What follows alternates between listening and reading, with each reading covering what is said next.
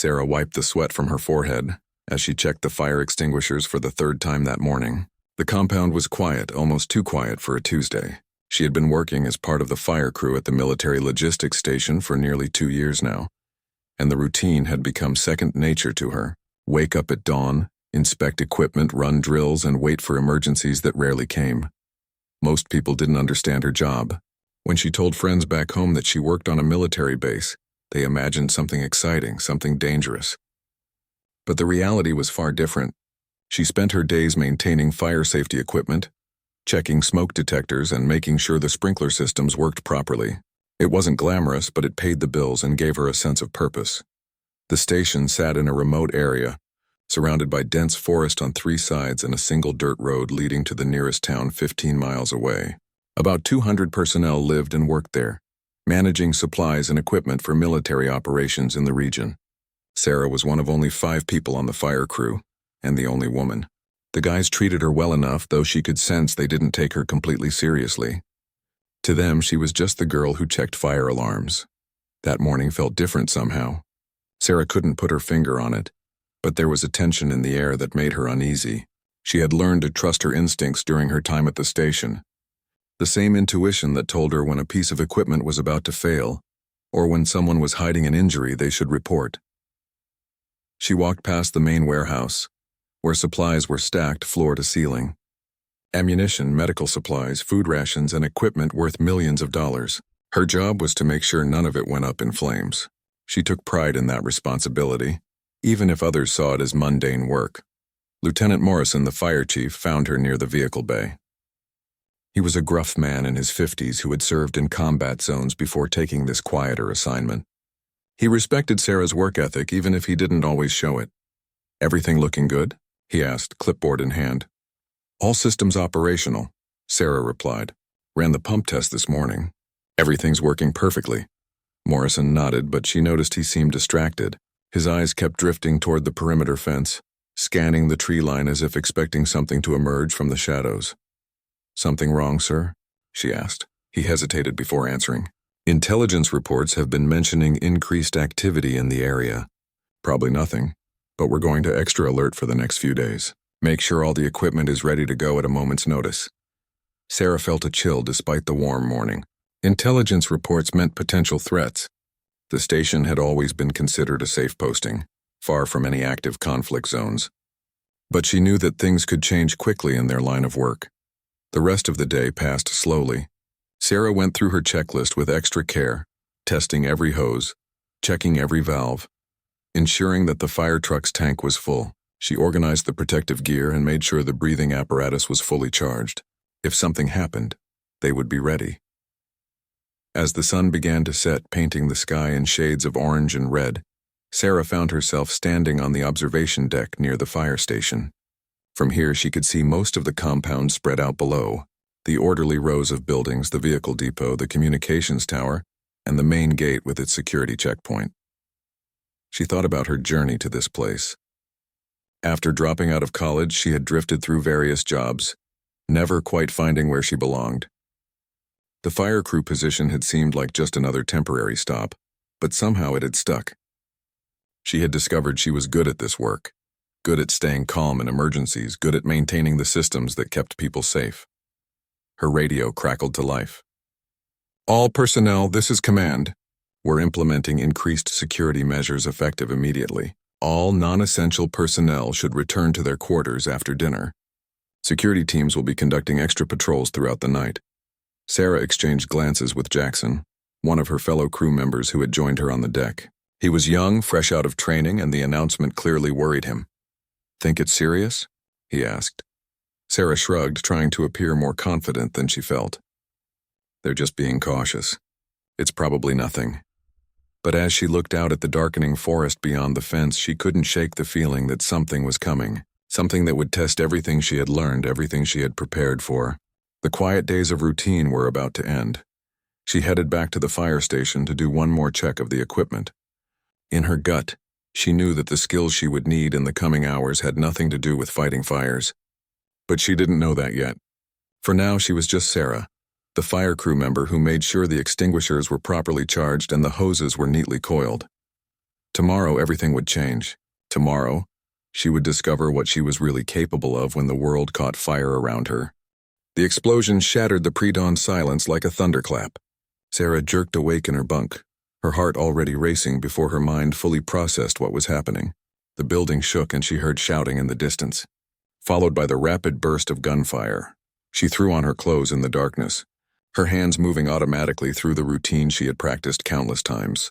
But this wasn't a drill. The acrid smell of smoke was already seeping through the ventilation system, and the emergency lights cast everything in an eerie red glow. The door to her room burst open. Jackson stood there, his face pale with fear. "They're inside the compound. Someone breached the perimeter." Sarah grabbed her radio and fire gear. "Where's Morrison?" "I don't know. Communications are going crazy." They hit the command center first. Another explosion rocked the building, closer this time. Through the window, Sarah could see flames erupting from the main warehouse. Her warehouse, the place she had spent 2 years protecting, was burning, and this was no accident. They ran toward the fire station, staying low as bullets whizzed overhead. Sarah's training kicked in despite the chaos. She had to get to the truck, had to get the equipment. People would need help. Buildings were burning. When they reached the fire station, they found 2 other crew members already there, Torres and Martinez, both veterans who had seen combat before taking these quieter positions. They were suiting up, but Torres was also checking weapons in a locker Sarah had never paid attention to before. "What's happening?" Sarah demanded. Torres didn't look up from loading a rifle. "Coordinated attack. They cut the communications, hit the command center, and breached the armory. Professional job. They're after the weapon shipment that came in last week." Sarah's mind raced. The special shipment that required extra security protocols. She had assumed it was routine military hardware, but clearly it was something more valuable, something worth killing for. "We need to fight the fires," she said, moving toward her gear. "The fires are diversions," Martinez said grimly. "They're using them to create chaos while they loot what they came for. Command wants all available personnel to defend the critical infrastructure." "But we're fire crew," Jackson protested. "We're not soldiers." Torres finally looked up, his expression hard. "Today we're whatever we need to be." "Sarah, you know how to shoot?" She nodded slowly. Her father had taught her to hunt as a kid. She had gone to the range a few times since joining the station, mostly out of boredom, but she had never imagined actually having to use a weapon against another person. Torres handed her a pistol. "Keep this on you. If you have to use it, don't hesitate."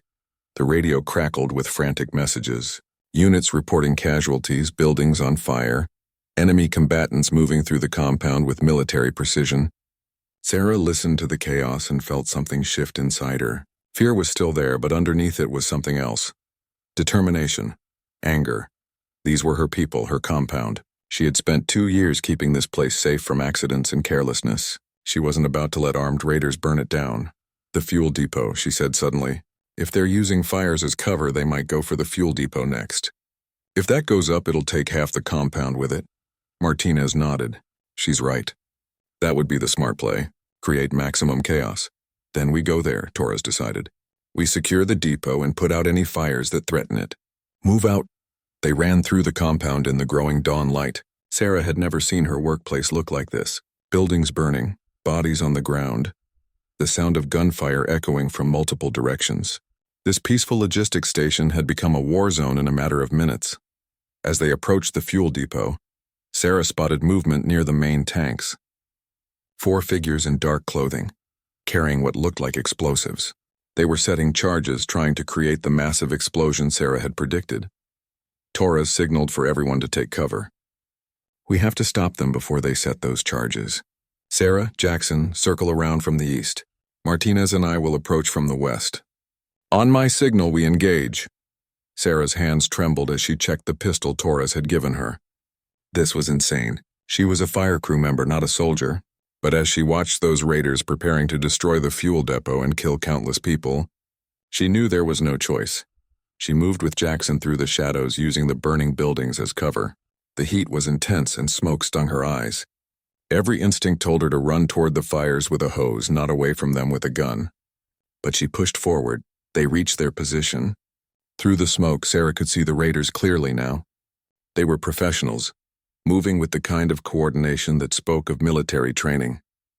These weren't random criminals. This was an organized attack by someone who knew exactly what they were doing. Torres's voice came through her radio, barely a whisper. On 3, 1, 2, 3. The world exploded into violence. Sarah found herself firing without thinking. Muscle memory from childhood hunting trips taking over. She saw one of the raiders go down, then another. Return fire forced her back behind cover, bullets sparking off metal surfaces around her. Jackson was shouting something she couldn't hear over the gunfire. Martinez was advancing, his rifle barking steadily. Sarah leaned out and fired again, trying to keep the raiders from completing their work on the explosive charges. Then she saw it. One of the raiders had finished setting a charge and was reaching for the detonator. If he triggered it now, they would all die. The entire depot would go up and the explosion would be catastrophic. Sarah didn't think. She stepped out from cover, aimed carefully despite the bullets flying around her, and fired 3 times. The raider dropped and the detonator skittered across the ground. Torres reached it first, carefully disabling the device. The other raiders, seeing their plan failing and their numbers dwindling, began to retreat. Martinez and Torres pursued, but Sarah stayed behind, her legs suddenly weak. She had just killed someone, maybe more than one. The reality of it hit her like a physical blow. This wasn't a deer in the woods. This was a human being, and she had ended their life. But as she looked at the fuel depot, still intact, still safe, she knew she had done what was necessary. The compound wasn't secure yet. The battle was still raging around them. But they had stopped one disaster from happening, and Sarah was beginning to realize that her role here was about to change forever. The sun was fully up now, revealing the full extent of the devastation. Sarah moved through the compound with Torres and Martinez, checking for survivors and securing critical areas. Jackson had been sent to help evacuate wounded personnel to the medical center, which thankfully remained mostly undamaged. The command center was a smoldering ruin. Lieutenant Morrison had been inside when the first explosion hit. Sarah tried not to think about that. She had to stay focused, keep moving, keep helping. There would be time to grieve later. They found Captain Reynolds near the communications tower, rallying the remaining security forces. He was bleeding from a gash on his forehead, but his eyes were sharp and focused. When he saw Sarah's group approaching, he waved them over. "Good work at the fuel depot," Reynolds said. "You saved a lot of lives. We managed to drive most of them off, but we're getting reports of enemy personnel still in the compound. They're hiding in the buildings, and we need to clear them out before they can do more damage." Torres nodded. "What's the situation with reinforcements?" "Nearest military unit is at least 4 hours out. We're on our own until then." Reynolds looked at Sarah, really seeing her for the first time. "You're fire crew, aren't you?" "I've seen you around." "Yes, sir," Sarah replied, her voice steadier than she felt. "Can you handle a rifle? We need every able body." Sarah thought about the pistol now tucked into her belt, about the raiders she had shot at the fuel depot. The line between her old life and this new reality had been crossed. There was no going back. "I can handle it, sir." Reynolds directed them to the armory, or what was left of it. The raiders had broken in and taken several crates of weapons, but there was still equipment available. An armorer handed Sarah an M416 rifle, showing her the basics of operation. It was heavier than she expected, but it felt solid in her hands. "Stay with Torres's team," Reynolds ordered. "Clear the southern warehouse complex. Watch your corners and don't take unnecessary risks. These people are trained and dangerous." As they moved toward the warehouse complex, Sarah's mind kept returning to her conversation with Morrison just yesterday. He had sensed something was wrong. The intelligence reports had warned them. But nobody had expected an attack of this scale, this sophistication. The warehouses loomed ahead, massive structures filled with supplies and equipment, perfect places to hide and ambush unsuspecting soldiers. Sarah checked her rifle again, making sure she knew how to switch the safety on and off, how to reload if necessary. Torres led them to the first building, standard clearing procedure. "Sarah, you're with me. Martinez, cover our 6. Watch for booby traps. These guys have been professional about everything else." They entered through a side door, moving slowly and deliberately. The interior was a maze of shelving units and stacked crates. Shadows everywhere, 1,000 places for an enemy to hide. Sarah's heart pounded so hard she was sure everyone could hear it. They moved deeper into the warehouse. Sarah kept her rifle up, scanning every corner, every potential hiding spot. Her training was minimal, but her instincts were sharp. She could feel eyes on them. could sense the presence of someone else in the building. A shot rang out and Torres dropped to the ground, pulling Sarah down with him. Bullets tore through the air above them, slamming into crates and sending splinters flying. They crawled behind a stack of supply boxes, using them for cover. 2 shooters elevated position, Torres whispered. They're on the catwalk above us. Sarah risked a glance upward and spotted movement near the ceiling. The raiders had taken the high ground, giving them a perfect vantage point to pin down anyone entering the warehouse. It was a smart tactical position. Martinez was returning fire from near the entrance, but he couldn't get a clear shot at the elevated targets. They were stuck, and the longer they stayed pinned down, the more chance other raiders had to regroup or escape. Sarah studied the warehouse layout. She had been in here dozens of times, checking fire suppression systems and emergency exits. She knew every inch of this building, knew things the raiders couldn't possibly know. The maintenance ladder, she whispered to Torres, behind the north wall. It leads up to the same catwalk they're on. Torres looked at her sharply. You sure? I've climbed it 100 times checking smoke detectors. I can flank them. Too dangerous. You're not trained for this. Another burst of gunfire emphasized their predicament. They couldn't stay here and they couldn't advance. Someone had to do something. I'm the only one who knows this building well enough, Sarah insisted. Give me covering fire and I can get behind them. Torres hesitated, then nodded reluctantly. All right. But if it gets too hot, you pull back. That's an order. Sarah moved while Torres and Martinez opened fire, drawing the raiders' attention. She slipped through the shadows, using her knowledge of the warehouse to navigate the maze of supplies. Every sound seemed amplified, every shadow a potential threat. She found the maintenance access door exactly where she remembered it. The ladder inside was narrow and dark, but she climbed quickly, the rifle slung across her back. She could hear the gunfire echoing through the building, could hear the raiders shouting to each other in a language she didn't recognize. The catwalk was metal grating, and she had to move carefully to avoid making noise. She could see the 2 raiders now, focused entirely on the targets below them. They had no idea she was behind them. Sarah unslung her rifle, her hand surprisingly steady.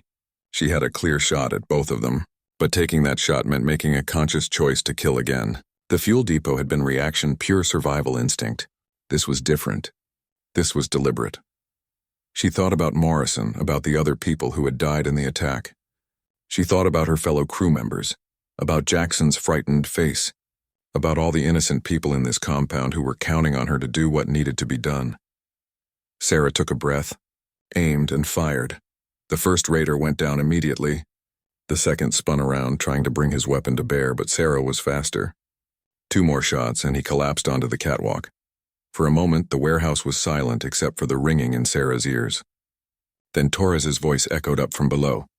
Clear. Sarah, you okay? She looked down at the raiders she had just killed, at the rifle in her hands, at the person she had become in just a few hours. The girl who checked fire extinguishers was gone. In her place stood someone harder, someone capable of violence when necessary. I'm okay, she called back and realized it was true. She was okay. Changed forever, but okay. They cleared the rest of the warehouse complex, finding 2 more raiders who surrendered without a fight once they realized they were surrounded. By midday, the compound was finally secure. The battle was over, but Sarah knew the real challenges were just beginning. The aftermath was in many ways harder than the battle itself.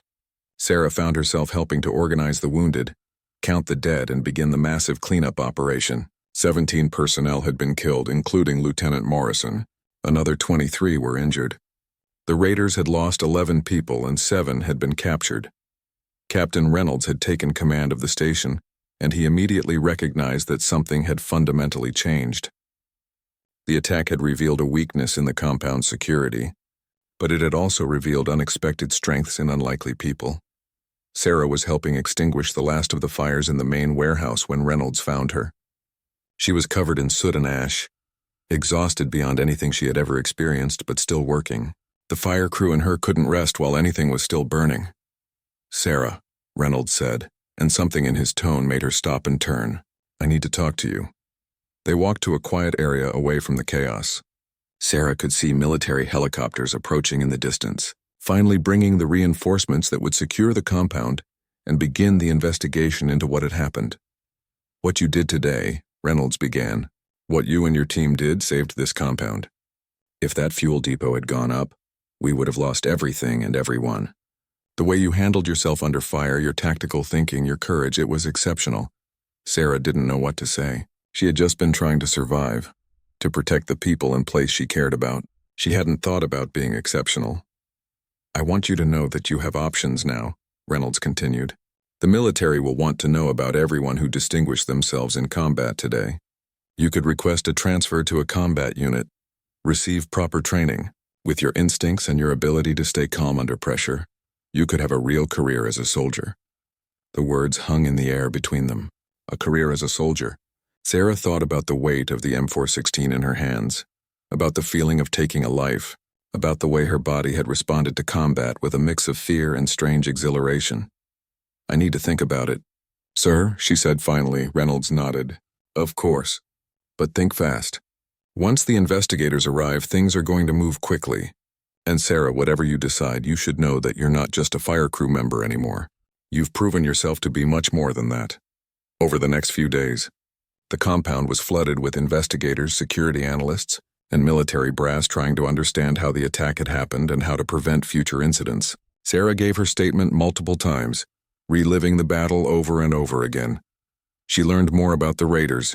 They were part of a sophisticated criminal organization with ties to several international groups.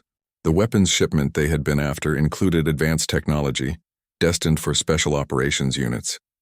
The attack had been months in the planning, with inside information helping them identify the perfect moment to strike. But what haunted Sarah most was the conversation she had with one of the captured raiders. He spoke English well, and during a brief moment while they were both waiting to give statements, he looked at her and said something she couldn't forget.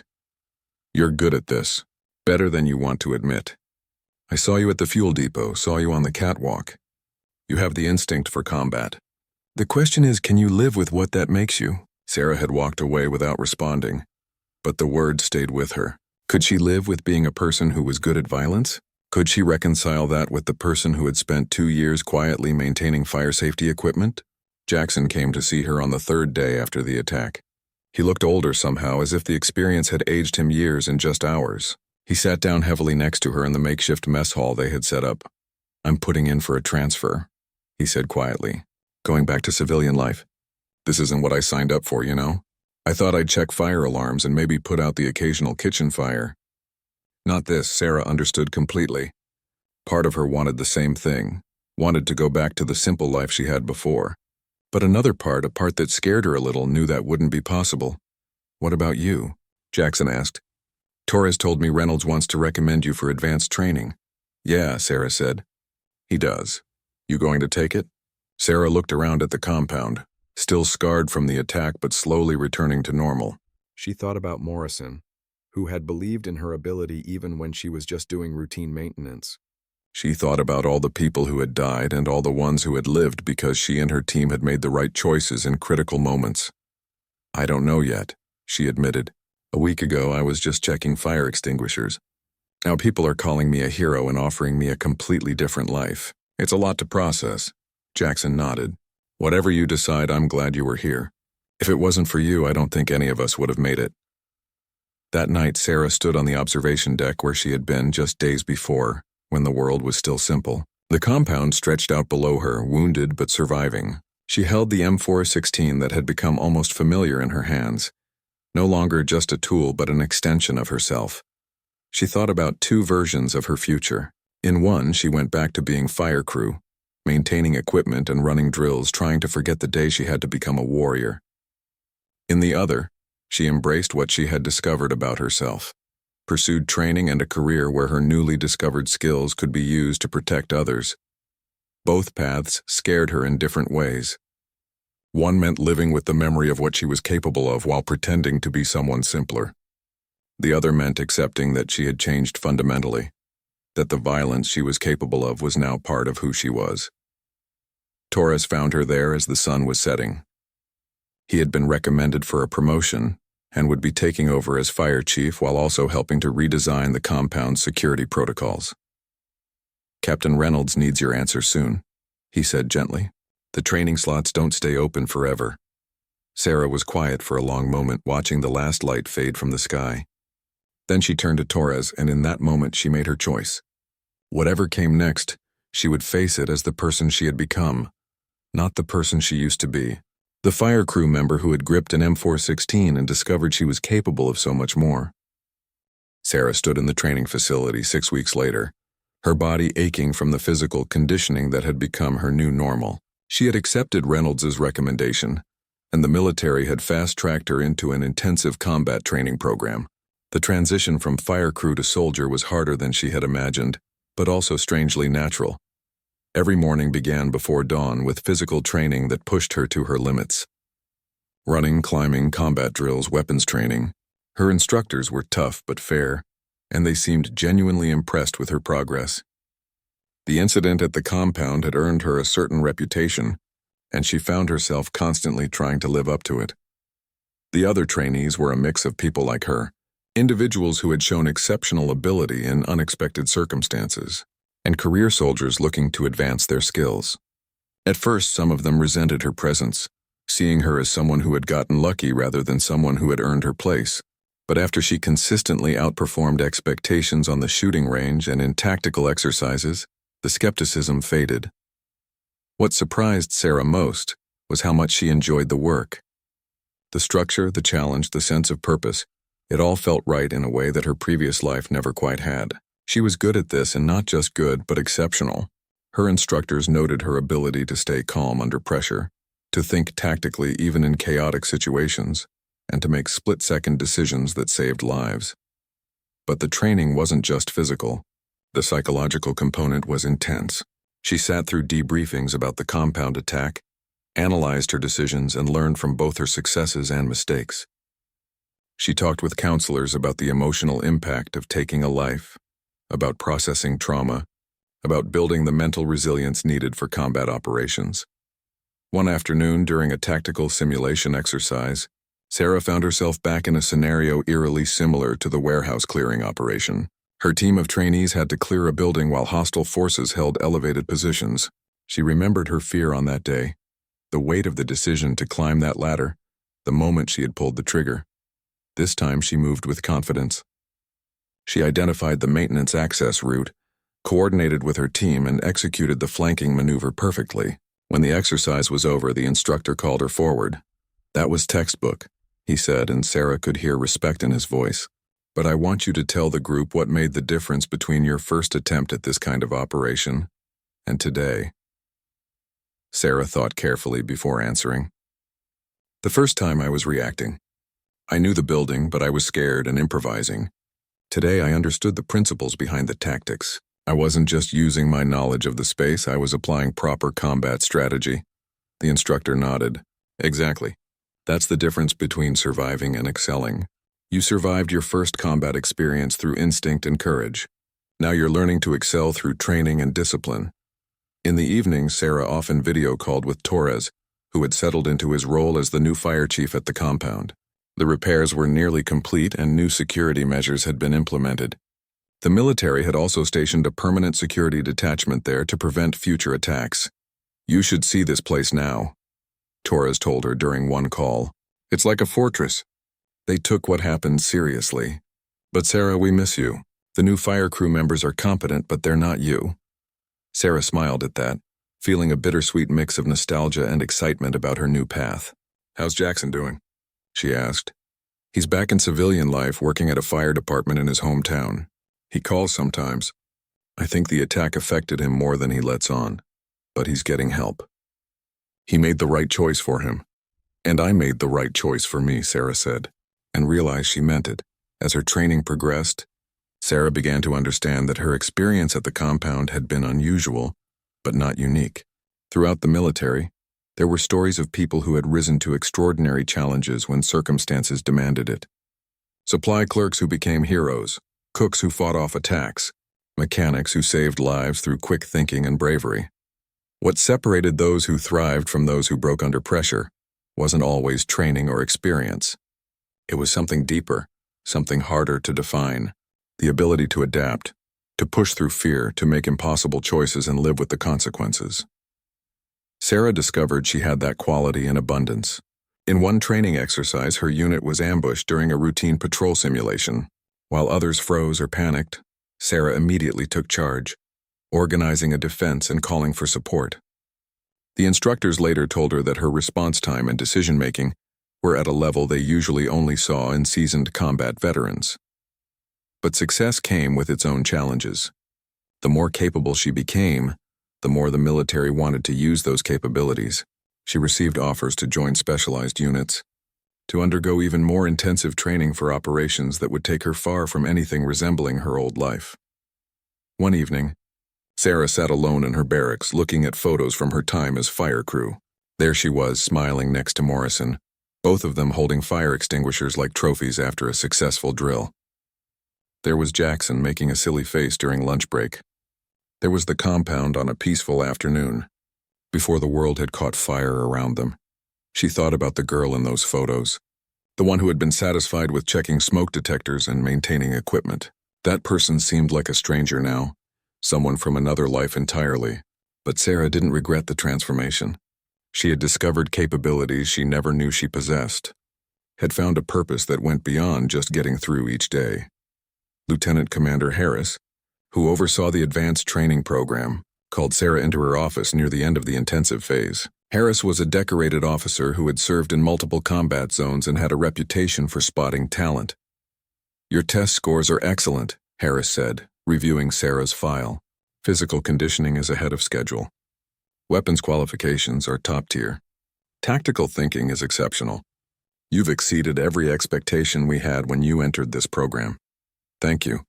"Ma'am," Sarah replied, standing at attention, "but I need to know something, and I need you to be honest with me." Harris leaned forward, her expression serious. "Are you doing this because you want to, or because you feel like you have to? Because you survived something traumatic and now you think this is the only path forward?" The question caught Sarah off guard. She had asked herself similar things in quiet moments, but hearing it from her commanding officer made it more immediate, more real. "At first," Sarah admitted, "I wasn't sure. I thought maybe I was just running from what happened, trying to make sense of it by becoming better at violence. But somewhere along the way, that changed. I'm here because I'm good at this. Because I can make a difference. Because when I'm planning tactics or training with my unit, I feel like I'm exactly where I'm supposed to be." Harris studied her for a long moment, then nodded. "Good answer. Because I have an opportunity for you. But it's going to require complete commitment. There's a special operations unit looking for people with your specific skill set. Urban combat specialists who can think outside traditional military training, who understand infrastructure and building systems, who can improvise under pressure." Sarah felt her pulse quicken. Special operations. It was a path she had never imagined for herself just months ago. "Think about it carefully," Harris continued. "This isn't just another training program. This is a career choice that will define the rest of your life. You'll be going places and doing things that you can never talk about. You'll miss birthdays and holidays. You'll carry secrets that will isolate you from normal life. But you'll also be part of something important, something that matters." As Sarah left the office, she realized she had already made her decision. The girl who worked merely as fire crew was gone forever, transformed by flames and combat into something new. Something stronger. Something necessary. And she was ready to see just how far this new path would take her. 18 months had passed since the attack on the compound. Sarah now moved through the world as someone completely different from the fire crew member she had once been. She had completed the special operations training, joined an elite tactical unit, and participated in missions she could never discuss with anyone outside her team. The scars from that day at the compound remained, both visible and invisible. A small mark on her shoulder where shrapnel had grazed her during the initial explosion, the way she automatically scanned every room for exits and threats, the nightmares that still came occasionally, though less frequently than before. But she had also gained so much. Confidence in her abilities, a sense of purpose that went beyond herself. Brothers and sisters in arms who understood what she had been through because they had walked similar paths. She had found her place in the world, even if it was a place she never could have imagined for herself. Sarah stood in the briefing room of a classified location, listening to her team leader outline their next mission. They would be inserting into hostile territory to secure a facility that had been taken over by the same criminal organization that had attacked her compound. Intelligence suggested the group was planning another major operation, and Sarah's unit had been tasked with stopping them. As she listened to the details, Sarah felt the familiar sensation of pre-mission focus settling over her. Fear was there, it always was, but it no longer controlled her. Instead, it sharpened her senses, heightened her awareness, prepared her body and mind for what was coming. After the briefing, she found herself alone in the equipment room, checking her gear with the same thoroughness she had once applied to fire safety equipment. The M416 in her hands was a newer model than the one she had first gripped during the compound attack, but the weight felt familiar, almost comforting now. Captain Reynolds appeared in the doorway. He had been promoted and now worked in operations planning, coordinating missions like the one Sarah's team was about to undertake. He had specifically requested her unit for this operation, knowing the personal connection she had to the enemy they were facing. "You ready for this?" he asked, his tone carrying both professional concern and personal care. Sarah looked up from her weapon. "More than ready, sir. These are the same people who killed Morrison and 16 others, who turned my home into a battlefield. I want to make sure they can't do that to anyone else." Reynolds nodded, but his expression remained serious. "Just remember, this isn't about revenge. It's about completing the mission and bringing everyone home safely." The Sarah I knew at the compound understood that. "Don't let anger cloud your judgment." "I won't, sir. That Sarah is still here, just with a few more skills and a lot more understanding of what she's capable of." Reynolds smiled slightly at that. "The transformation has been remarkable to watch.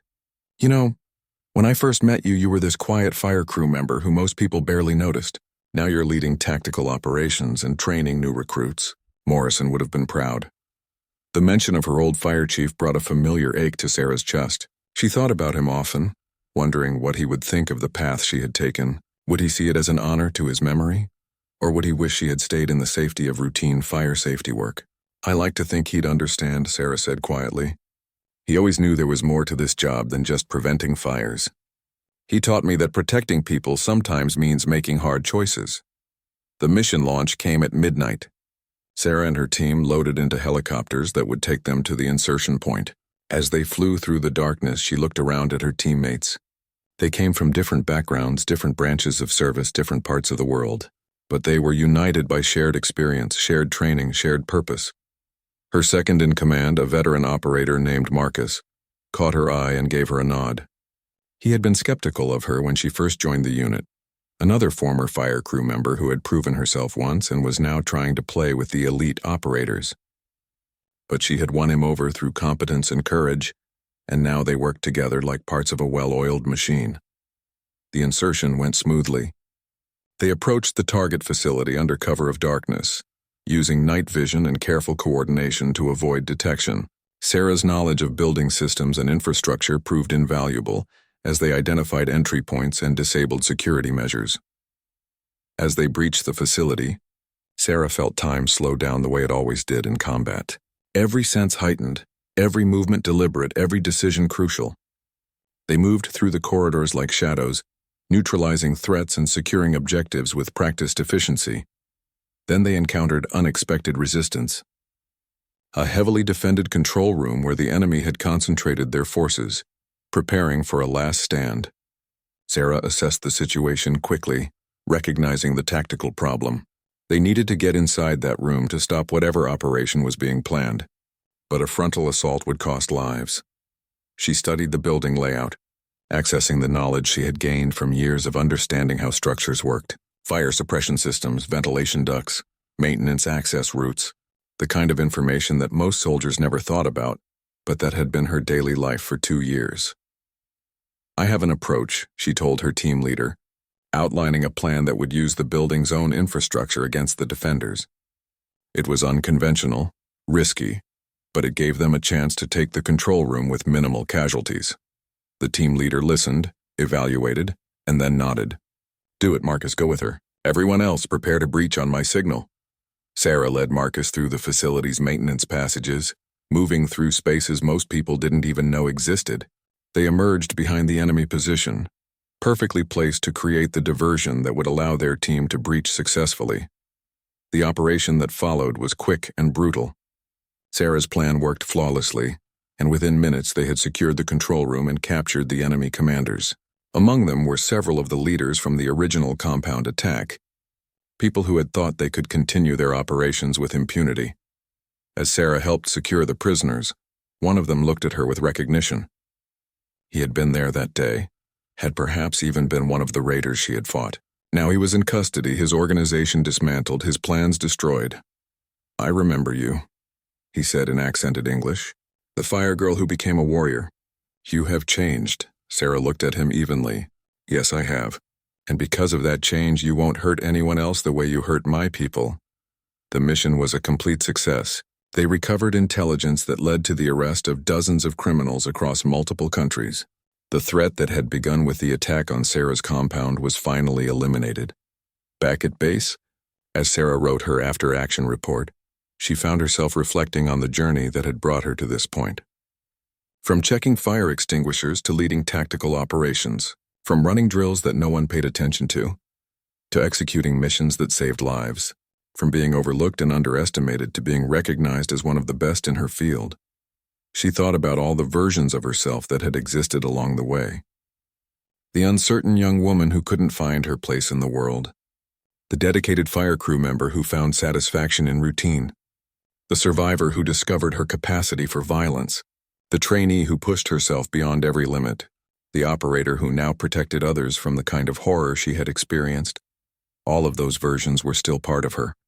Layers of experience and growth that had built her into who she was now. She hadn't lost herself in the transformation. She had found herself. Lieutenant Commander Harris stopped by her office as she finished the report. "Excellent work out there. Your approach to the control room breach was brilliant. Not many operators would have thought to use the building systems that way." "Old habits," Sarah said with a slight smile. "Once fire crew, always fire crew. Just with a different set of tools now." Harris handed her a folder. "Speaking of tools and skills, we have a new initiative starting.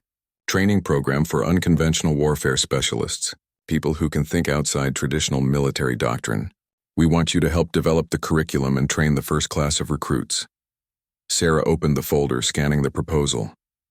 It was an opportunity to share what she had learned, to help others discover their own unexpected capabilities, to turn more ordinary people into extraordinary operators when circumstances demanded it. "I accept," she said without hesitation. That evening, Sarah stood on the roof of the facility, looking out at the city lights in the distance. She pulled out her phone and scrolled through her contacts until she found Torres's number.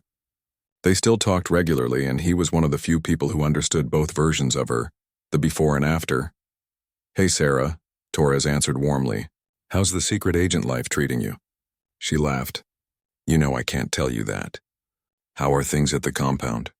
"Quiet, routine, boring, exactly how we like it now." He paused. "I got promoted again.